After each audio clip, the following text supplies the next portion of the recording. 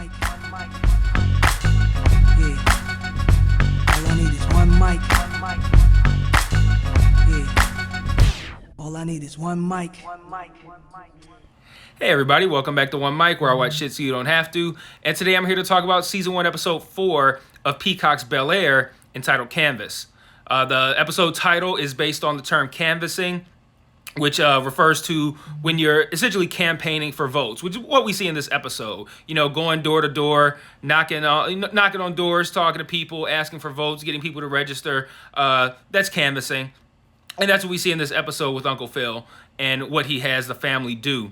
The primary focus of this episode, I think, was to kind of lean in a little bit more into the angle of Uncle Phil being out of touch with the black community. They're leaning in pretty heavy, but I'm still okay with it for right now.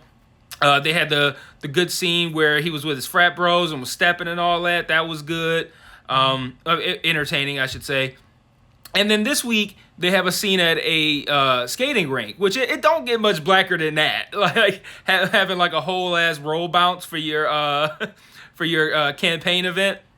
That's gonna endear him to the black community. But and also that was cool because it was Will's idea to have that, and Phil was originally opposed to it, but he got Viv and Carlton to back him up. So that convinced Phil to allow this skating rink fundraiser event to become open to the public, as opposed to just fancy private donors who pay $500 a plate. Like, it's a good thing to help get Uncle Phil more in touch with the people whose votes he actually has to win in big numbers to have a chance, versus just kind of like catering to the people who just give him the most money. People don't really like politicians who feel politician-y, and that's kind of what Phil apparently has been doing up to this point, which is why you had all the people that were calling up the Big Boy show, which is why you had him getting a cold shoulder at the event where he was stepping at, and that's why he had to open up this event to the public. So I'm cool with this angle so far. But one thing about this show that I think that is starting to form as a bigger flaw, and it's ironic because I don't know if the showrunners or the writers see this. And maybe it could just be me doing the absolute fucking most. I don't know. But so before I get into the irony, let me kind of like lead up to it, because I need to explain what happened in the episode so that the irony kind of lands. But Will and Carlton make respective deals that revolve around them getting along while they're doing the canvassing. Carlton asks Uncle Phil if he gets if him and Will collectively get 50 registered voters, he's going to get tickets to something in Monaco. I don't know what it is. Some rich people shit. I don't know.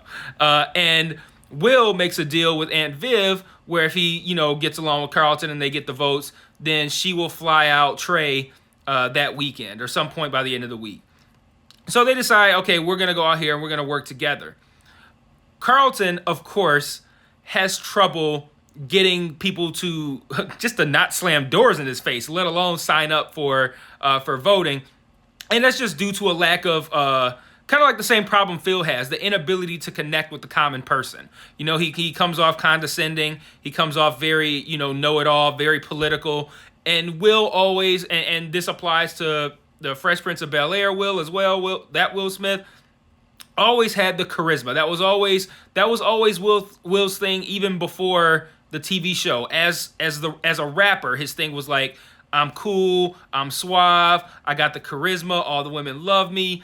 That was his whole thing. So Will on this show kind of has the same thing, and he goes out and he gets votes. I mean, he doesn't get votes. He gets voters to sign up and register to vote. And him and Carlton kind of go at it, and Carlton's like, yeah, you're able to get these votes, but you're not being authentic. You're basically just telling these people what they want to hear. And Will's like, yeah, and I know what to say. He's like, you can't just go around saying all conservatives are bad, and that's not true. And Will's like, and so what?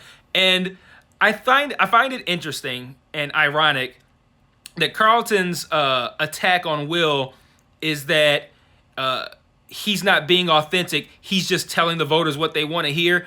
I feel like this show does that exact thing. Like, they just do what they think black people want to hear or see. You got, and it feels like pandering at times, and I'm not trying to come down too hard on it, but you think about a show like The Cosby Show, right? it's a regular sitcom just with black people. It's not like a black sitcom. So when you think of something like that, you could think of like, okay, this is a regular show that just so happens to have black people. You get the representation and you get to see people who look like you doing things that you might consider to be far-fetched for your people. That's why the show was so popular. And then you look at this and like you have I think what did it for me specifically in this episode was what was it? Let me look at my notes. Oh, when Phil's giving his speech at the skating rink and someone asked him about I really can't believe they did it. Somebody asked him about defunding the police, and I'm like was this something that they like checked off as like the suck up to black people topic that we need to have on the show? Like, I feel like the writers are just reading black Twitter and are like, yeah, let's just put this in there, let's just put this in there. Like, I feel like they're gonna have a scene talking about spending like $300 dates or some shit like that, or flying women out or something like that. Like, it feels like kind of like pandering, like this is what black people want to hear, like a shit ton of slang. Everybody talks like a goddamn TikTok video or a Twitter feed. You got the skating rink, which the skating rink I don't look at as pandering. I look at that as like, you know, that's our culture is that kind of shit, like that kind of vibe. So like I don't really count that. But like, you know, there's just like a few times where I just kind of roll my eyes like, really, that's what we're gonna do? Like just really heavy-handed racial commentary that's not particularly insightful. Just kind of like the same thing with Hillary and the fucking seasonings with the haute cuisine thing last week. Like that sort of stuff where it's like, oh, black, like they're again reading black Twitter, like, oh, white people don't season their food. We're gonna put that in. We're gonna put that in the show, and it I don't know, man. It really just feels like the writers don't think highly enough of us to give us something that's a little bit more complex. They're just giving us basic kind of shit that they think we want to see, like, oh, Carlton's too white. White people don't season their food. You know, here's a skating rink. Defund the police. Like it's like all kind of like I said, woke shit, like shit that they saw on Twitter. And I take back woke shit. It hasn't really been no woke shit, but I don't want to disparage woke shit. I'm just disparaging it from the lens of using it to kind of like pander to black people or black viewers. So like I just think it's interesting that Carlton kind of used that against Will when I kind of feel like the show's doing that. But that is one of the flaws. I'm not even gonna say one of the flaws. It's one of the things that's not really resonating with me right now. I'll put it like that, because the show does seem to be resonating with a lot of viewers. It just has like that show that was the show was on BET, The Game. Like it kind of, and I enjoyed The Game, but like it feels very much like The Game, like just a very I don't know, like I said on the other episode, like a CW version of a black show, but like a little bit more, like a little bit PG-13, slightly R-rated, as opposed to just straight PG. But I don't want to sit here and dump on the episode because there's a lot of things that I liked here. I also asked in the previous video to get more information on Ashley and Ashley and Jeffrey, and we got that this week. So I want to start by talking about Ashley. Ashley puts on like a lip gloss, and we see her texting that she's going to meet up with some people. We find out that she's meeting up with gamers that she meets online. And I'm noting that she put on the lip gloss, and I'm like, okay, she's trying to look cute for somebody. So she goes to the get together, whatever, and she goes, yeah, so is Lucia here? She said she was gonna be here. And one guy's just casually like, oh, she ain't here yet. She said she was coming. I don't know what's going on. And she's like, okay. Later, that guy puts his arm around her, and I'm thinking like, oh, okay, well, maybe I'm misreading. And she put he put his arm around her, and maybe I'm just misreading, and that she was trying to look cute for him, because she even seemed like she kind of slid in closer to him when he did it. But then Jeffrey invites all her online gaming friends to the skate party, and then Lucia is there, and Ashley looks super fucking happy and hugs her. And now I'm wondering, are we to take from this that Ashley might be gay? And if they go in that direction, particularly for somebody, I think she said in one of those episodes she's like 12. If they go in that direction for a 12-year-old, I think that'd be pretty cool and pretty brave, because homophobia is just rampant in the black community. So I think it would be cool, especially now that they've looped in so many viewers. Well, I can't say so many. I don't know what the numbers are, but now that they've got people's eyes already on the show, if in episode 5 it's like, hey, we have a 12-year-old black girl who might be bisexual or homosexual or whatever kind of terminology you might have, something that's not your standard girl likes boy situation. That would be, I think, pretty cool for the show to do, and pretty brave, I think, especially given that, like I said, homophobia is pretty rampant in the black community. So I think that'd be pretty cool. I'm waiting to see if I'm right or wrong, because if I'm right about that, they gave us mixed signals with the arm around Ashley thing. Because like I said, she scooted in closer. If she hadn't even reacted, I would be pretty firm on she likes the Lucia girl. But the fact that she scooted kind of closer to him made me think, okay, well, maybe she did put on the lip gloss for this guy. But I don't know. But I think we're meant to, at the very least, wonder about the Lucia girl and if that's somebody who Ashley is into. So that has my attention for sure.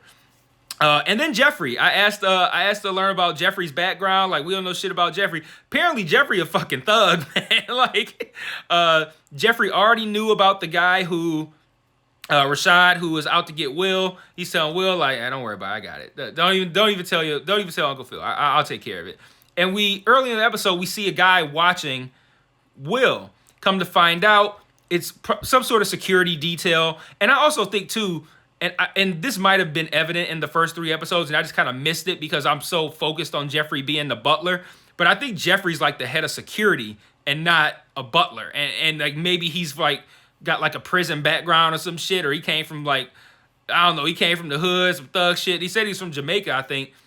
So I don't know what to make of Jeffrey yet. I'm ready to get a little bit more detail, but Jeffrey meets up with this guy, and we find out that they already tried to pay Rashad 10 grand to leave Will alone, and then apparently he found out how rich Uncle Phil is. Now he wants more, and Jeffrey goes, we ain't gonna pay him.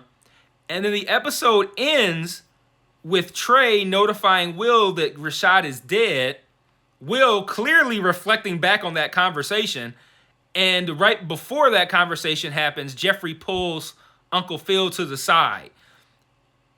At first, I thought whatever Jeffrey's doing with Rashad is unbeknownst to Phil. Now I'm wondering if he almost like works on Phil's behalf, which would be weird for somebody who's running for DA to be sending motherfuckers out to kill people. But I don't know. He clearly pulled Phil to the side to talk to him, and we never saw what came of that conversation. So maybe he's notifying him like, yo, I killed that Rashad motherfucker, we good. Or maybe it's a thing where it's like something completely different. I don't know. But whatever the case may be, this episode piqued my interest in both Jeffrey and Ashley significantly. So I'm at 13 minutes. I'm ready to wrap up. I'm going to talk about a couple of thoughts, and that'll be that. So let's see. The thing that Hillary's doing or attempting to do and successfully did by the end of the episode, getting into this content creator house, is that a real thing? That seems really fucking strange. Like, I don't know. Is that for real? Like, Vivian's like, what is this? She's like, it's free. She's like, nothing's free. And I'm like, well, I mean, it could be, but I don't think she's going to have to give up any money. She might have to give up something, but she didn't have to give up no money. Well, no, that kind of made it imply like she was going to like give up her body. I didn't mean that. But I mean something like when I say give up something, I mean like, oh, to be in this house, we got to have some sort of say over the kind of content you post or something like that. Like, she's going to have to give something. Like, they're not just going to be like, hey, come in here and post whatever content you want. And you can live here for free. Like, I feel like they're going to want to brand it a certain way. They're going to try to limit what she could say or do, try to have some sort of control over it. And I really like this angle with Hillary because I vibe with that. Like, if this shit ever takes off, I don't ever want to end up in a position where it's like, oh, so-and-so wants to buy you out, and now I gotta fucking watch what I say, or I can't properly critique a show. Like if I did like I don't know if you guys noticed, there's like certain shows will have like a companion podcast, and I don't listen to them often because of this, but when I did, you could tell that those people were hired by that network, and they always say glowing things about the show. They don't criticize it. Like, if there's a shit episode, they don't say that. If it's a shitty show, they don't say that. And I don't want to give up that aspect of what I do, the authenticity of who I am. I don't want to have to give that up because I decided to take money from whatever network or corporation or whoever, and they're like, well, yeah, you can't say bad stuff about that show, or you can't say bad stuff about that movie, or watch your language. No, I'm not trying to watch shit. So, so I can get with Hillary's reticence over having her content managed or created, or taking away what makes her herself, you know, like cutting back on her seasonings. That shit is so fucking ham-fisted. But cutting back on her seasonings, all that kind of shit, I get that. So I vibe with that. I love her and Jazz together. The Jazz dude is weird looking to me. Like, he gives me like Jason Weaver vibes. I feel like he should either like be completely clean shaven or grow a beard, because the mustache looks super like fucking like 1940s villain. Like you put him in like a fucking like a fedora or some shit, and you see him in like a black and white movie, like that's the bad guy right there. That's what that's what Jazz looks like. But I like them together though, because the whole show, the original show, he liked her the whole time, and he was never, well, not never, but for the most part, he was never able to actually get with her. And so for them to immediately kind of spark that connection in this show, I think is really cool. And I like them together. They had a good vibe. I like that Will played the piano in this episode. That is a callback to the original series as well. There was some, I don't remember which episode it was, but I just remember, you know, Will got in trouble or whatever, and he's playing the piano by himself, and Uncle Phil sees him, and you could tell you're supposed to look at that as like, you know, through all the thug shit and all the hoodlum shit, he a smart motherfucker. That's the way we're supposed to take from it. And then lastly, I feel Will hate the police more than I do. I ain't never seen a dude walk away from sex because of her dad's occupation. Like, man, like, bro, we ain't all been arrested, but I mean, we all been arrested, or at the very least harassed by the police without proper cause. And I don't like the police neither, but I'm not sitting here like like this close to smashing, and then you're like, yeah, no, I can't fuck with you now because your dad is a cop. Like that, we don't do that. That's not realistic. Ain't no dude gonna turn down sex with. I'm not saying he's guaranteed sex with Lisa, but like they are moving along swiftly. At least they were, until he found out her dad was a cop, and now he's just completely just blowing all that up. And I'm like, yo, that's not a good enough reason, bro. You must hate the cops more than I do. But so. That's all I got for this episode. I'm still kind of up in the air on whether or not I'm going to cover the entire season. I'm going to watch it, but I think it's only like 7 episodes. So if there's only 3 episodes left, I probably am just going to cover them all on this channel. But I mean, it will encourage me if you guys can manage to get these episodes some views. Because right now, you know, I had really good traction with like Yellow Jackets and Succession and Dexter, and Euphoria is doing okay for me, but everything else is kind of not doing all that great. So that the time that I put into each of these videos, it's not worth it if I'm not getting a decent amount of views. So if you want me to continue covering this show, it would behoove you to give me some more views. So, you know, subscribe, share it on your Facebook, your TikTok, your Twitter, your Instagram, whatever the fuck. Share it wherever you got to share it. I'm sure there's not too many people in your immediate circles who are covering this show, especially to the degree that I cover shit. So, yeah, share it. And if you, 18 minutes, if you like me to continue doing this, that's the way to get it done. So I don't know if I'll see you guys next Thursday for episode 5. I feel like I probably will, though. I feel like I'll probably watch it, especially since Peacemaker ended today. That'll free up that slot for me to talk about this. So I'll probably see you guys next week for episode 5. Peace.